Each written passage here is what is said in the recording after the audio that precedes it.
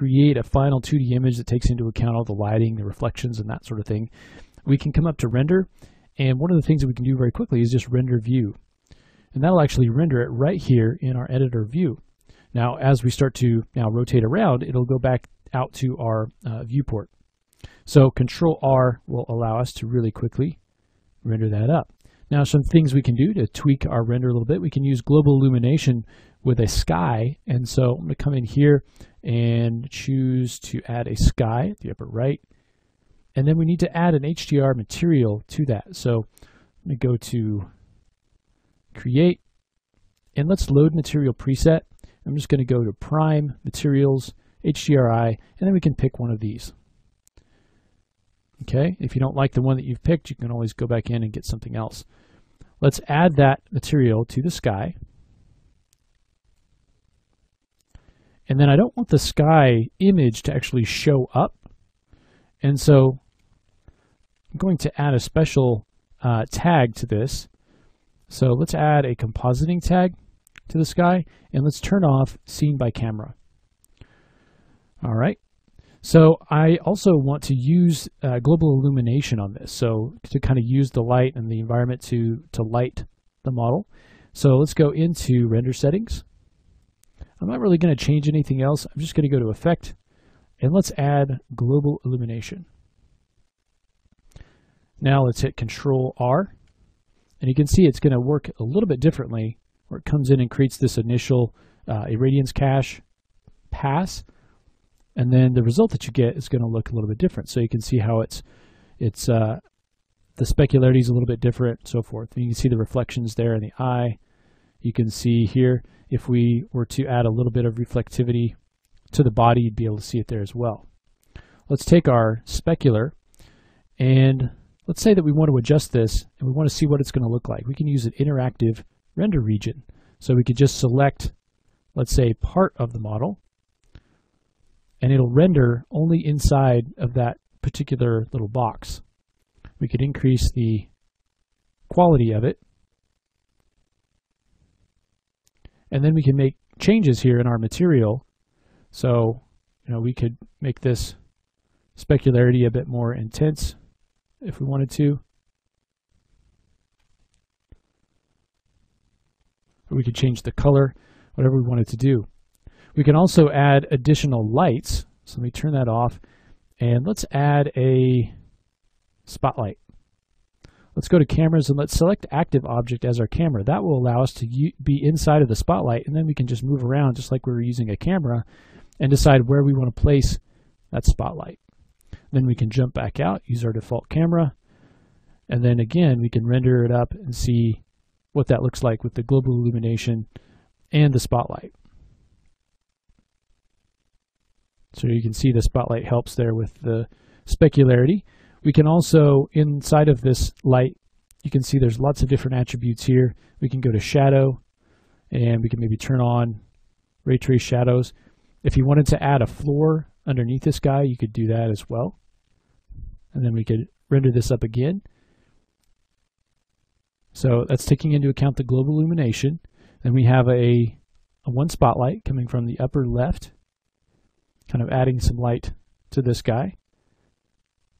And then we've got some shadowing happening. You can see it there. So then at this point we could, again, tweak the materials a little bit. So now I think maybe I'll take this specularity down just a little bit. Okay. You can also come in and maybe add some reflection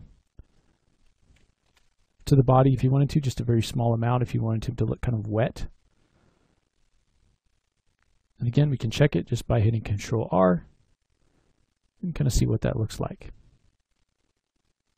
So it looks pretty good, but let's in the next lesson take a look at how we can use some material settings to really tweak the look of this. So we can give it sort of a rim light around the edges, and then we can give it a little bit of a glow to be able to see kind of the different iterations of kind of the renders that we go through. We can render into the view as we saw, but we can also render into the picture viewer, which is kind of a separate interface. So to do that, we can go to render to picture viewer, or we can hit Shift R. That'll bring up this picture viewer window, And that'll keep a record of the renders that we have, and then we can go back, we can do comparisons between those, or we can just click between them to see the different results that we get. So let's just render up what we've got here currently.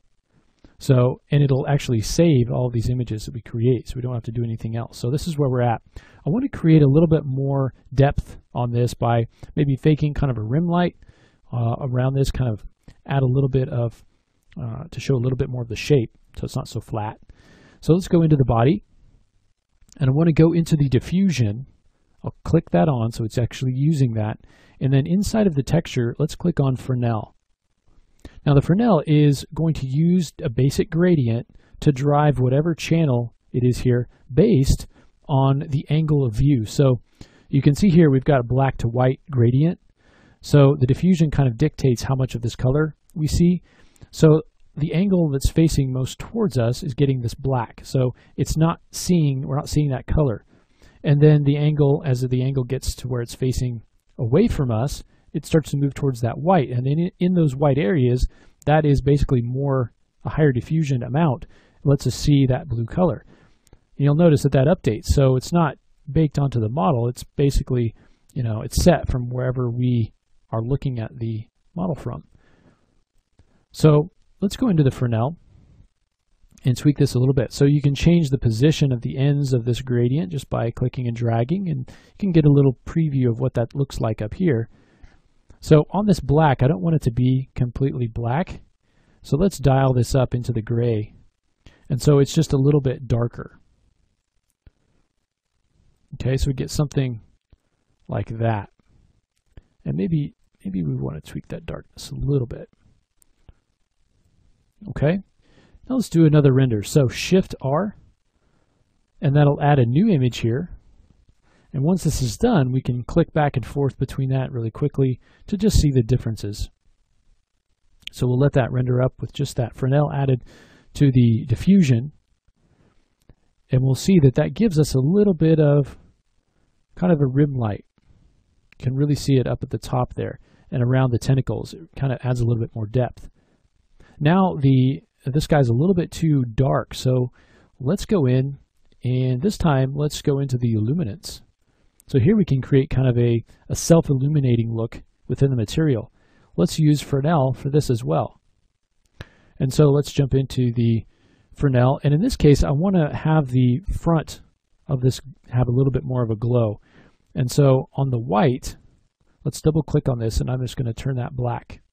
And then over here, this is where we can start to add the glow, but I don't want it to be gray. We actually want the color. So if you want to have kind of a blue color in there to kind of make that glow a little bit more, and then I can dial this down so it's a little bit more constrained to just kind of the front there.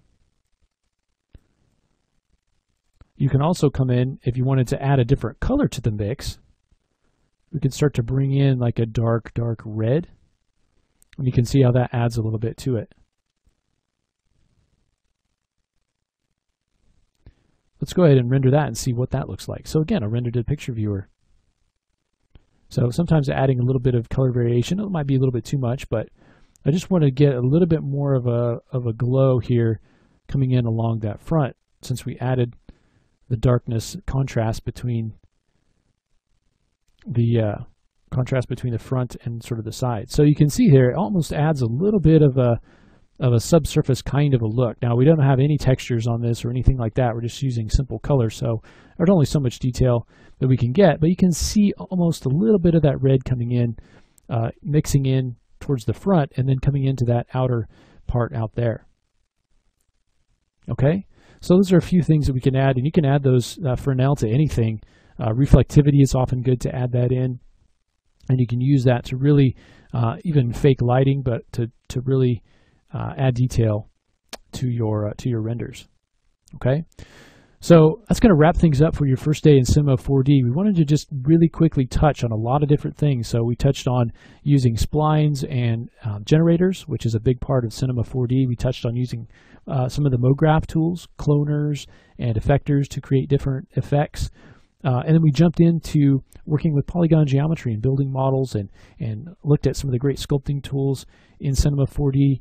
We actually did a little bit of animation and keyframing, and then talked about materials, rendering, and lighting. So we touched on a lot of different things, but didn't really go deep on any of those. If you're interested in any of those areas, take a look on our site. We have a lot of training.